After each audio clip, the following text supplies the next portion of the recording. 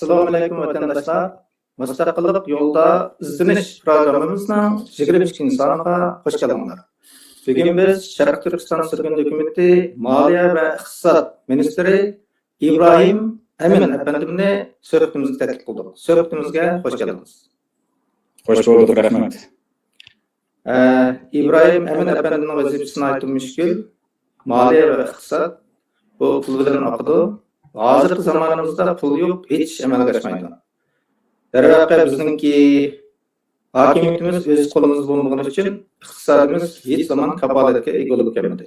Xitoylar hokimiyatiga qolganimizdan beri boylarimiz davrlab yiltizdan qirqilib, hech zamon iqtisodimiz o'zimizning qo'lda bo'lmadi. Gerçi Xitoylarning iqtisodi yuksalib, ahir kelganda dunyoda bir cho'ng bir iqtisod davlatga aylangan bo'lsa-mu, shu banada hozir ko'pdir ba'zi boylarimiz shakllangan bo'lsa-mu, mana hozir ko'rib turibmiz, ularningki yiltiz qirqilib, hech bir boylarimiz qolmadi. Bu davrdan mustaqil kelayotgan.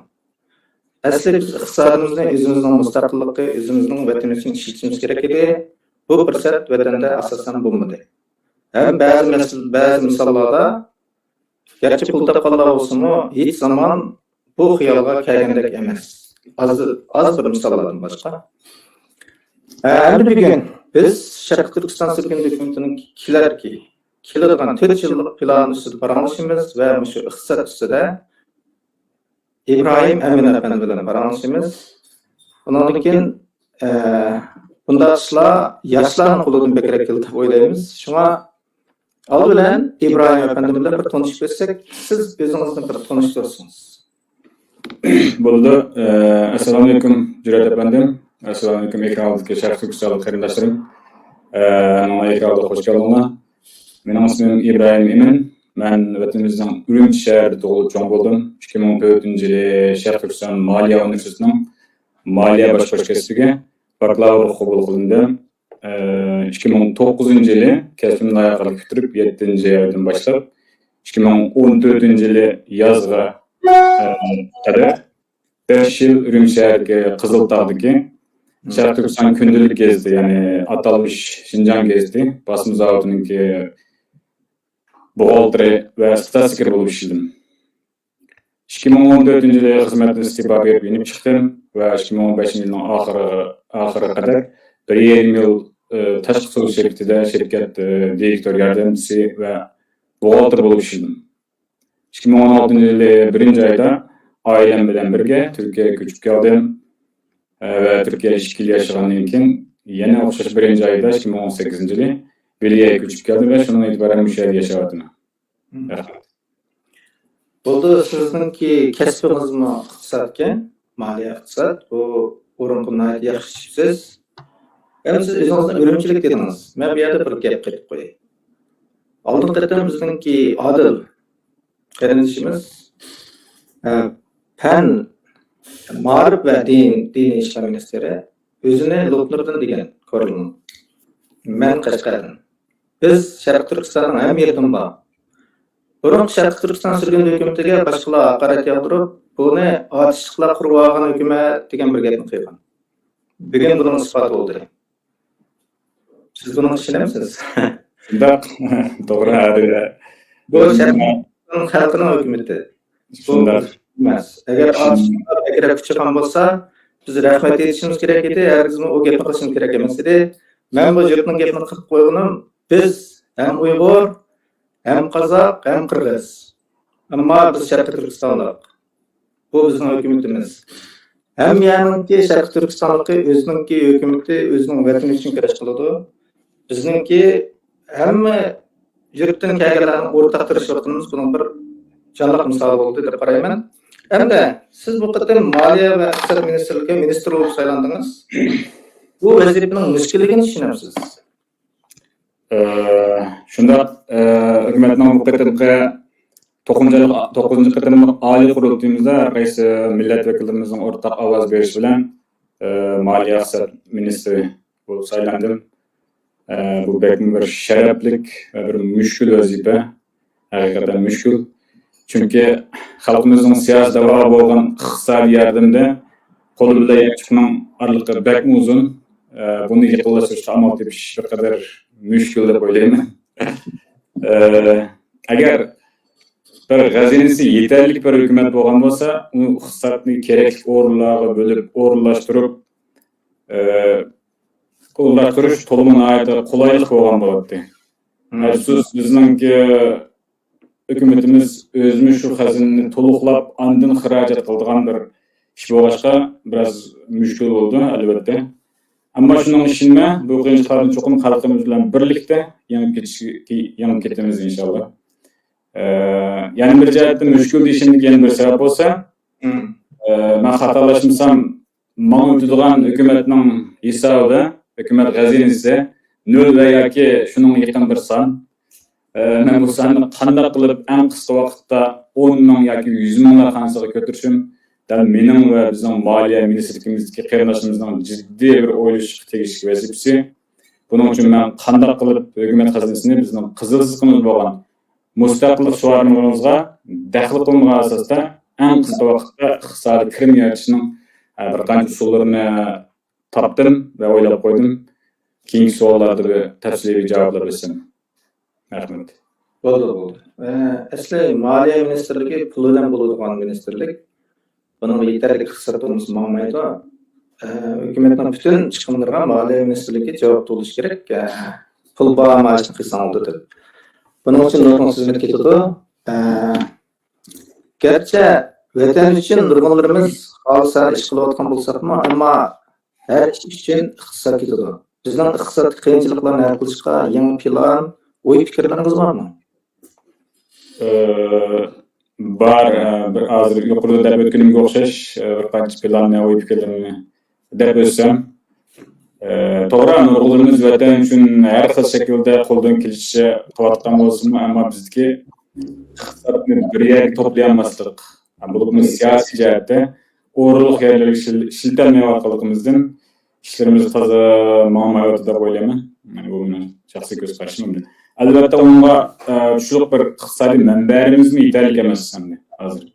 Buning uchun qanday qilishimiz kerak? Buning uchun bir qancha planlarni darab baqsam. Birinchi ol bilan biz barliq kuchimiz bilan Sharq Turkistonning to'g'ri ism bo'lgan besibilangan zamin ekanligini shu Amerika va yoki Angliyaga o'xshash cho'ng va kuchli davlatlarga e'tirof qildirishimiz kerak. Agar shunday qilsak, biz bu surgunki Tibet hukumatiga o'xshash million dollarlarning yordamlariga erisha olamiz. Shunday hukumatimizni har qaysi jihatdan teg'im kuchli shaklda Xitoy tajovuzlariga qarshi harakat qildira olamiz. Bu birinchisi. İkincisi, özümüz turayotgan davlatlarning iqtisodiy sistemasidagi qonun yo'llaridan foydalanib iqtisodiy yordam berish. Zarur bo'lsa, shu sisteminiki talabiga uyg'un keladigan fond, dernek va yoki tashkilotlarni qurib chiqishimiz kerak. Biz ishimizga ham xitob qilish emas, balki buni o'zgartirib sirtqa, ya'ni yerlik xalq, hukumat, chet el organlarına xitob qila oladigan bir mexanizmni qurib chiqishimiz kerak.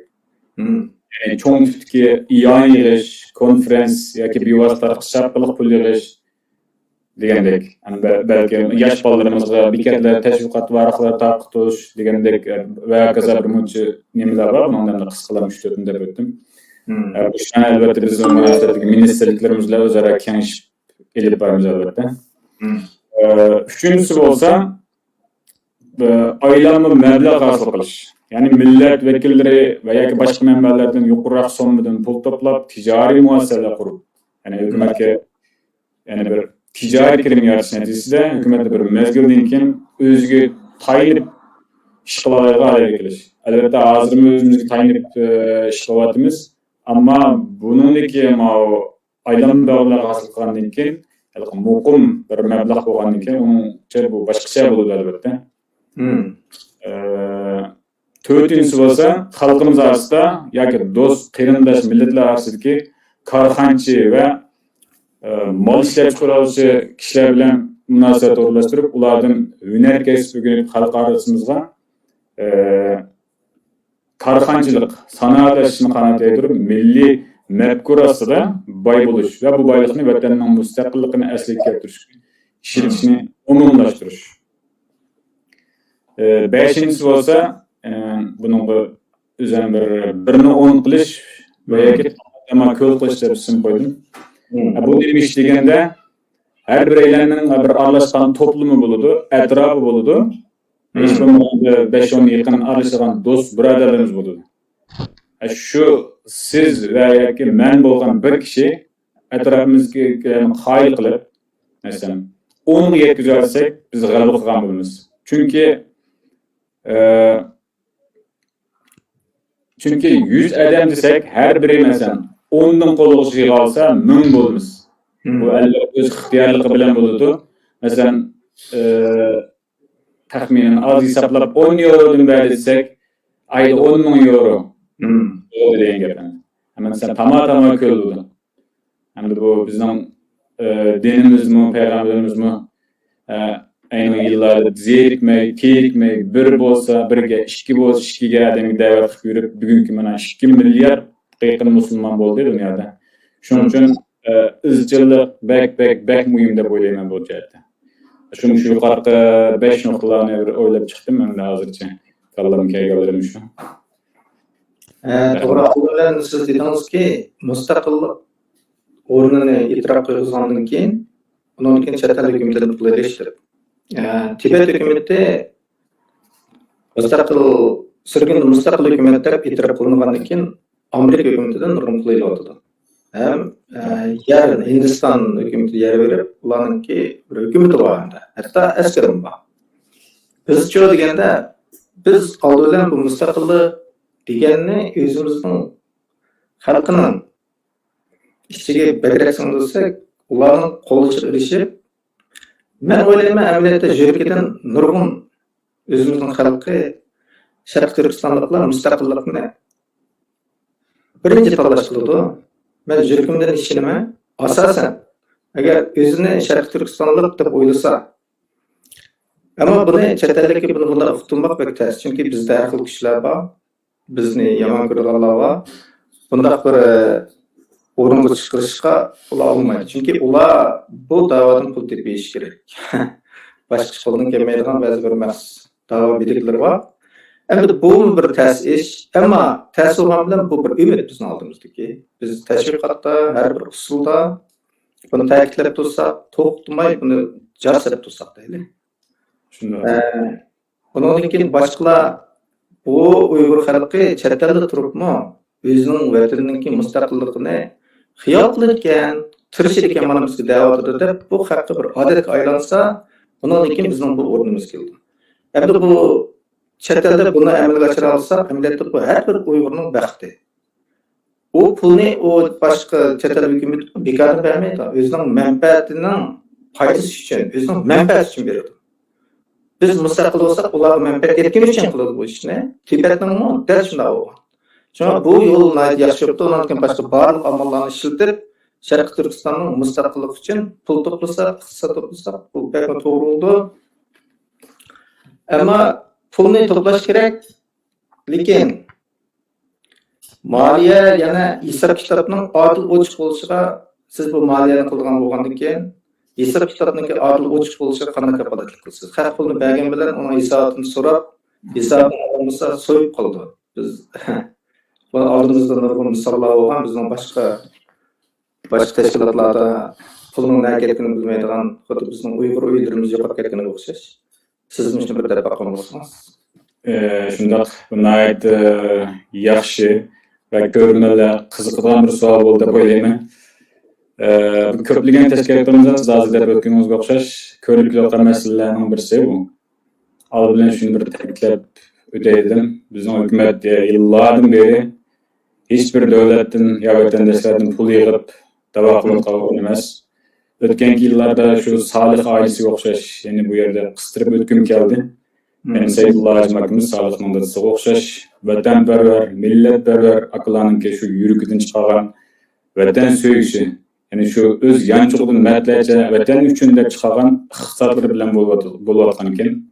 Ama bunun için yukarıda ödülgendek iqtisad yollarını içip, hükümetke kildiğen iqtisad yardım məblağlarını köpeytirip, vatanın müstakillik için tığım köp yollarını açmışaq olmaydı.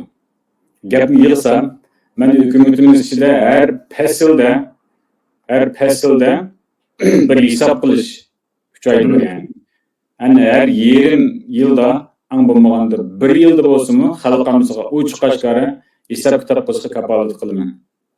Çünkü köp halkımızdan bu teşkilatlarını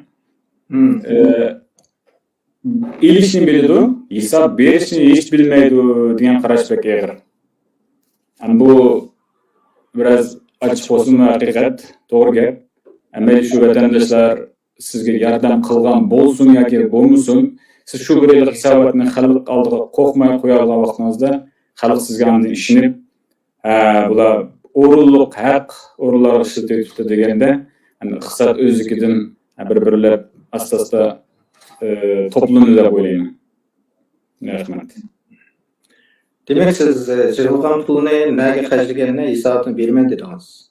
Ameliyatça Şərq Türkistan sürgün hükümeti hizmet kılarlar yeniden çıkarıp pul eliş emas, özünün xizmetiga yeniden çıkarıp pul oturdu. Siz belge misalga oxşaş.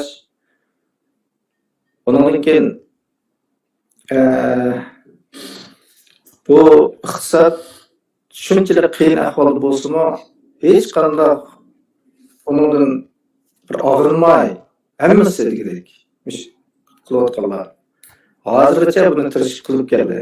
Ammo bu o'zining yildan chiqargan iqtisod bo'layotgan ish. Endi biz haqini qilishimiz, deyapmiz agar kishilarimiz inson berib bizga pul bergandek bo'lsa, ammo bu pulning hisobini cho'qim yaxshi bera olaman dedingiz. Shunday. Buni biz endi bu sizning haq bizningki Sharq Turkiston xalqiga bergan va'damiz bo'ldi. Biz mana bugun mush degan kunimizdan boshlab biz boshladik desak, biz hukumat nomidan bu ishni cho'qim qilamiz, shundaymi? Cho'qim qilamiz inshaalloh. Planda Bu mana vaqt kirdi, biz mana ishga ishlatdik. Natijasi mana bo'ldi degan narsa. Demak, ürünmələrinin bu şəkildə əsərli anlaşını pul vergəndən keyin bunun sürüştüsünü qılışını ümid qılıman. Çünki pulun sürüştüsü bolğandan keyin yaxşılandı. Olmasa pul nə ketkinini bilgili olmaydı. Rəhmət bu niyetinizə. Həm də sizningcə özünü Şərq Türkistan fuqarası tanıydıqlarının vətənə azdır köpdür iqtisadi burcu var deb qaramısınız. Albatta, bu o'zini Sharq Turkistonning fuqarosi deb taniydigan har bir vatandoshning qutlamaydigan bir vazifasi. Albatta o'zini Sharq Turkistonning fuqarosi deb hisoblamaydigan, Xitoylarninki shu bölgesidagi deb o'zi hisoblaydiganlarning albatta burchi bu hamda. Buni his qila olsa, qutlanmaydigan bir vazifasi, shunday sharaf bilan ado qilishga aldirash tegishli bir burchimiz bu aslida. Ama bana afsuski bugün günümüzde bu burçunu ada kılıvatlarlar bekmim az ve sanaklık. Yani başka devletkilerin demeyle, şu Amerika, Avrupa ve şu garip devletler yaşavatkan her bir vatandaşımızın şu yerlerde algan vatandaşlığı, yani şu devletlerin görgen gamxorluğu ve yaki menfaatlerinin hemmisi der şu vatanda sıkkanlarını ektirip şehit boğan kahraman cançı rehberlerimizden, yigit kızlarımızdan ve şu vatanda inqilab zulüm görüvatkan her bir qarindishimizning og'izlariga ko'rayotgan qarshiliklar, alovatlar deb o'ylayman. Shuning uchun har biraydan qo'limizni yuragimizga qo'yib turib, yaxshi bir o'ynashimiz kerak. Hech bo'lmaganda shu vijdoniy burchimizni o'zimi ado qilishga vaqt bo'lmasa, iqtisodiy yordam qilib bo'lsa-mu, vijdonni rahatlatish kerak. Bu yer bir misal algım geldi mi? Müşketemlik bizning aile kurulduğumuzda bir akimiz közü yaşayıp durup dedi bu gapni. Qarindoshlarım şu bir kun bo'lsa-mu, bir kunlik ish yapmiz, yani bir kunligimiz bo'lsa-mu, shu vatandagi qarindoshim uchun bo'lsa-mu, ishlasak, bizga ozroq bo'lsa-mu tasalli bo'ladi. Alloh rizqimizni teg'im kam qiladi. Birning o'rniga 10 ni beradi. Xalqimiz uchun qilsak degan bu so'z meni xeyli o'yga soldi. Ba'ziimizning masalan bir kunlik ish haqi 300-400 euro bo'lishi mumkin, yuqori kirim qilganlarning. Azlarning 80 yoki 100 euro bo'ladi. Mening taxminiy hisoblaganimda. Qilimiz desak, cho'qim qilimiz buni. Menchi bo'lsa, bir Sharq Turkistonlik bir kun emas, hech bo'lmagan oyda 1 soatlik ish haqini bera olsa-mu, nurg'un iqtisod bo'ladi. Qisqasi bizda shu fidoyilik va shu beg'ishlash ro'yi bekkamchil ekanida haqiqatan. Cho'qim hamimiz bu ruhni o'zimizdan uyg'otishimiz kerak-da. Vatanimizning mustaqilligi hargiz undoq oson kelmaydi. Biz cho'qim melimizni, jenimizni tayyor qila olganda, shularni vatan uchun ato qila olganimizda, andan vatanni Xitoyning zalim qo'lidan tortib ola olamiz deb o'ylayman. Rahmat. Sizningcha bu har bir Sharq Turkistonlikning burchi dedingiz. Haqiqatan shunday. Biz ishni oddiy yerdan boshlashimiz kerak. Biz baytib asosan hamma Sharq Turkistonlik mustaqillikni orzu qildi. Orzu qilgan emas. Qilalayotganini qilishimiz kerak. Eng oddiy bo'lsin. Men nurg'un odamlar bilan paramlashdim. Bizni qo'llaydi.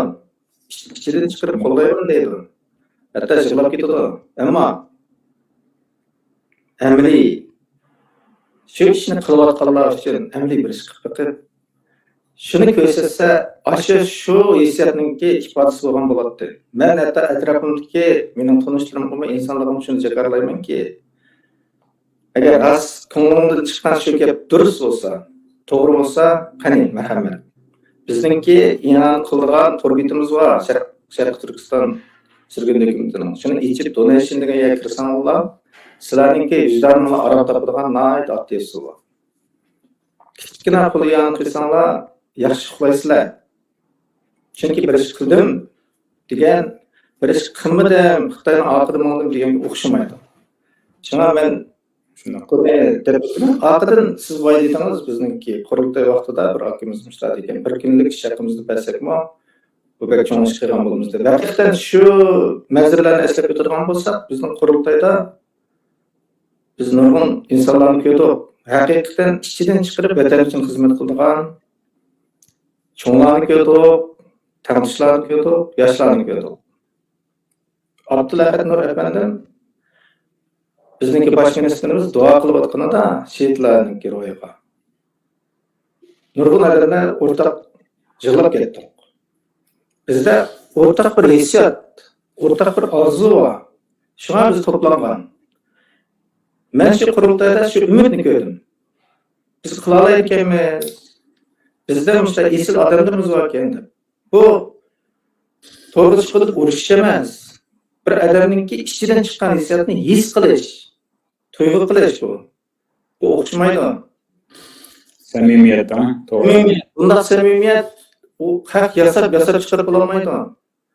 Bizda shunday samimiyat bo'lgan ekan, bu samimiyatni biz hissiyotlanib, yig'lab o'tkazib o'tamiz. Biz cho'qim bir ish qilish orqali amalga kerak.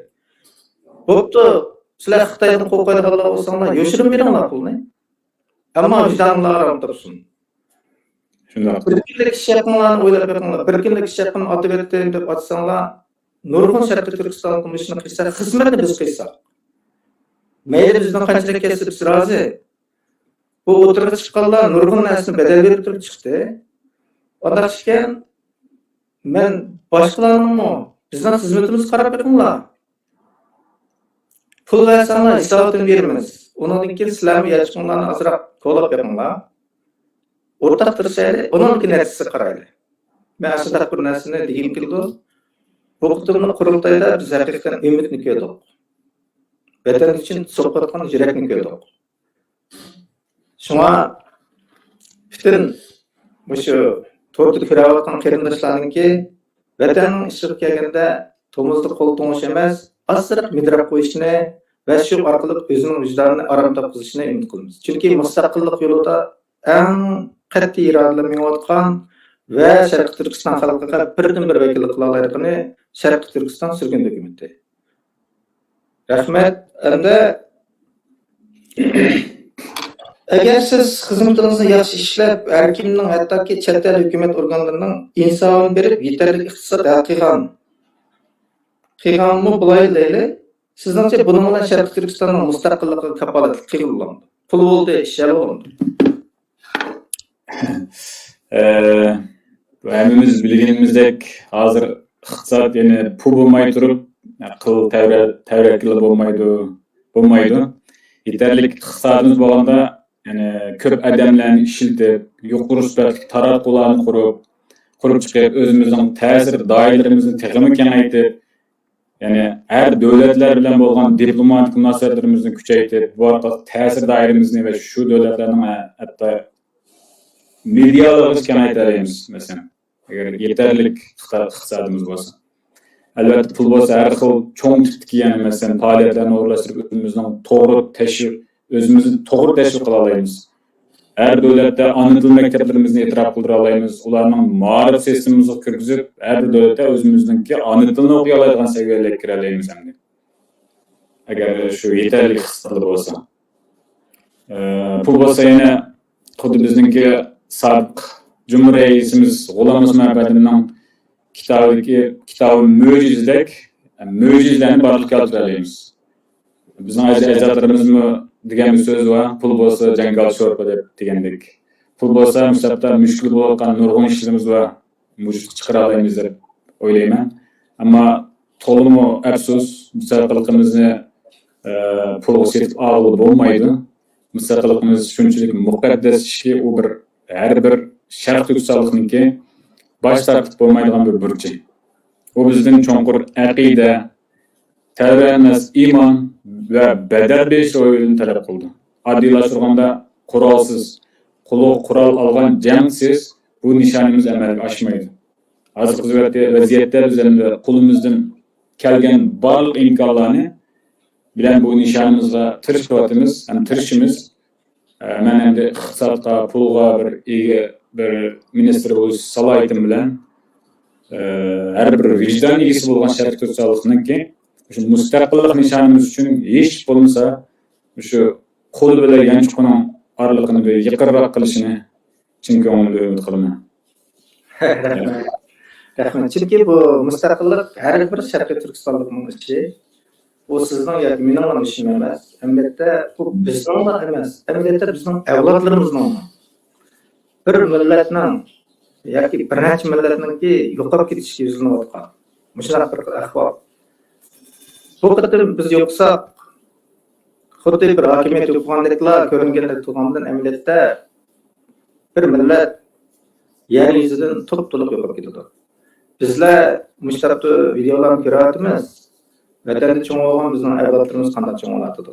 Ular boshqa bir tilda, boshqa bir odam bo'lib cho'nglatadi. Chunki hokimiyat bizning qo'limizda emas. Ular tarbiyalamaymiz. Ulardan ham o'g'irlamaymiz. Onun uchun biz yana Xitoylar murassa yo'lini topdik deb har xil tirishchiliklarni ko'rsatib tarixni varaqlab chiqarib Xitoylar bilan murassa yo'lini tutgan va yoki shularni maqtaganlarni ko'tarib chiqib o'zimizga bosh qilib har qancha tirishsakmi Xitoylar uni elib olmaydi. Bizning oramizdagi bu ish hozir boshlangan emas, 2000 yillar burun boshlangan. Anchalar ma'lum nalardan buni deb etdi. Onlarla Xitoylar urushgan vaqtda bu ish boshlangan. Septichin sepil bekor qilingan. Ular o'zining ajdodlariga, o'zining avlodlariga bu tarbiyani kichik vaqtdan tartib berdi. Bizlarni bular yatlar, axurin deydi bu bizni hatto. Hatto bu xurin degan gapni bular o'chqashgar demasman, chunki uningki mazmunning o'zida bular yatlar taraqqiy qilmaganlar, biz yo'qotmasak bo'lmaydiganlar degan ma'no bergani uchun. Ammo Xitoyninki Chunpokong degan bir so'zlaydigan bir Xitoy bor. Aşı yaqinda bir gapirish to'g'ri qilib, aşı gapni bu egizga oldi. Eliblar aytib o'tkazibdi, ammo bu butun Xitoyning qalbida ochiq narsa. Biz har qancha o'zgaribmi, ularning bir qismi bo'lolmaymiz. Har qanday yo'l tutsakmi, ular uni qabul qilmaydi. Biz har qancha biz tarixda bu batchiq o'tdi bizning oldimizdan. Hamda mush nuqtadan biz zaten qanday bir ideologiyada kimning aqtimiz kerak? Pulni bo'ldi, vatan qurimiz deyapmiz. Lekin bizda aniq qabul bo'lish kerak. Xitoy bilan aytishganda Xitoy bilan biz aql ko'rish qilamiz. Aqlni yengillayversak, oxirgi kelganda bizning qilgan ishimizdan natija chiqmaydi. Bizga zaten qanday qahramonlar bizga ulgu bo'la oladi degan gap. Endi to'g'rida yaqinda yolg'onchi talashlar tushilib, shu Lutfullah Mutallib efendim to'g'risida gap bo'ladi. Endi u birinchi maqtilib mez chiqib ketgan bir odam edi. Maqsa tozning tunuqni odamni qiziqtirib qoldi degandek, Lütfullah Öteler'in şiirlerini gepini bilmeydiğin Uygur yok. Hazır, müşahede ben 2 mısra şiirini okup bitey. Başakır oylamaytırıklar şiirinin özün oylanlar da, ondan ikin başka bir kılsaydı. Bir şiiri, halkım gelgen açıda mındaq yazıp ki. Ey Şinjan, halkı, hizmetke daim tayyar bol. Üstünlüklerini cevlandırışqa hoşar bol. Nemeler çögülmekte Jungo bişida. Jungo, halkım fırsat yetti, hemmege tayyar bol.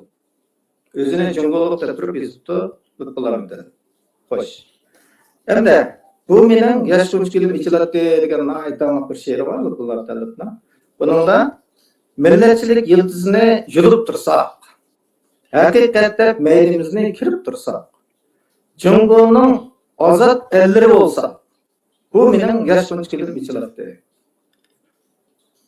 Mustafa bu milletçiliknin yıldızını kırıp tursak de yılıp tursak. Hakikatte meydimizni kirip tursak. Okey. Onun hakikati komünizm hakikati.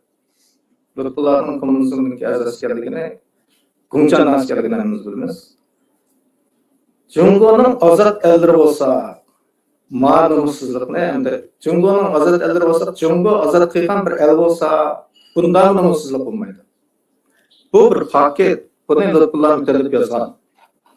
Endi biz ala bugün kunga kelganda biz chet elda dünyada turib, buni bilish imkonimiz bor turibmi, biz mashina talashayotimiz. Lütfullah mütelip zat qanday adam edi? Endi biz bu talashayotimiz, bizning aqllarimiz, G'ulom efendim bunun nurg'un misollarni ko'rsatib turdi. Buning javobini berib o'tdi. Bir millat bo'lganimiz pakt hurmat qilish degan bu pek cho'ng ish. Pakt oldimiz tug'angan, oldi bilan pakt hurmat qilishimiz kerak. Bu haqqoniyat yangi bir millat haqqoniyat yangi olmasa menga o'zini qutqizolmaydi. Endi gap bu lütfullah mütelip qo'yishda Xitoy tarafining ko'tarilib, bir aloqali narsa kim tarafining ko'tarildi degan gap. Xitoy tarafining ko'tarilib, bizga ulgu qilinib, biz shu yo'lga boshlanib, bugungi taqdirimiz shu. Endi Xitoylar bu o'yinni to'xtatib qo'ymadi. Lütfullah mütelipni chet elda xotirlayotgan, uning bayrog'ini ko'tarayotganlar oz emas. Endi bular shunchalik yo'shlanki, buni Xitoylarning ko'tarib emas, ingliz tilida kitob chiqarib, xuddi g'aribliklar ko'tarayotgandek hatto bir tuyg'u berildi. Şuna Uygur xalqi qalbinglarni ochib tutsinlar. Aqlli qilayli. O'zimizning taqdirini o'zimiz belgilaydiganni o'rganaylik. Xitoylarning sizib bergan yo'lga menib turib, men millat uchun ish qilyaptim deb jarasa faqat olmaydi. Eng avvalo nima ish bo'ladini bilishimiz kerak. Bizning moliya ministrimizdek yoshlar Ibrohimdek tirishib yurib, vatan uchun, millat uchun aç zeminimiz için pul tapımızda tırışıyordumuz. Biz hemenlarni olsa bizge müştaq bir azraq iyani versanlar, biz hizmet yaxshi qilay davatimiz. Ama bu yol çokum to'g'ri bo'lishi kerak. Çokum aql bilan bo'lishi kerak. Xitoy aql tutasa endi bo'lmaydi. Qo'linglar yanchinglar yaqin bo'lsin, vijdoninglar pok bo'lsin, tutgan yo'linglar to'g'ri bo'lsin. Bugun programma qatnashib bergan hammalarga rahmat. İbrahim, Emin efendim rahmet. Kiler kıtımlık program tortiyana ilan buldu. Hem onların müşahede hayırlı olsun. Hayırlı olsun. Allah emanet. Allah emanet.